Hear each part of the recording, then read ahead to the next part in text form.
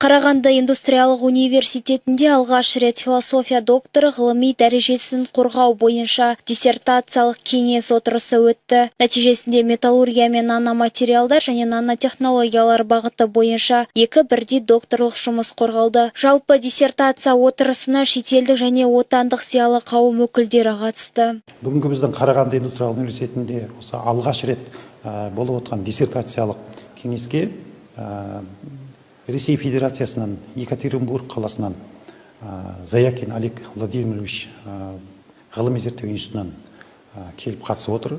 Және де өзіміздің қазақстандық ғалымдар бүгінгі диссертациялық қорғауға қатысады.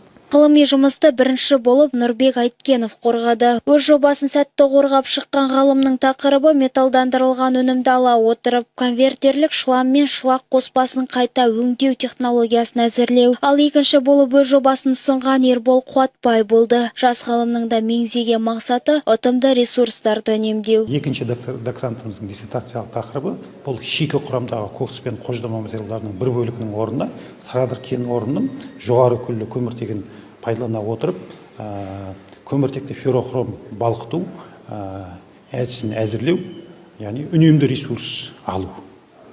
Бұл да біздің Қазақстанның осы ресурстарын кен орнын алудағы өте үнемді тәжірибелерді, зерттемелерді алу, соны өндіріске енгізу, сөйтіп кен орындарының әртүрлі технологияларды, жоғары сапалы технологияларды ендіре отырып, зауыттың өнімділігін арттыру. Кез келген оқу орны үшін ғылыми дәрежедегі жұмыстарды сәтті қорғап шығу зор мәртебе. Ал осы университетте зерттеу жұмыстарын жүргізу үшін барлық жағдай жасалған. Бүгінде жоғары оқу орнында дәл осындай 18 жоба жүзеге асырылуда. Шұғыла Баймұхан, Жахангер Қуанышбаев, Теміртау жаңалықтары.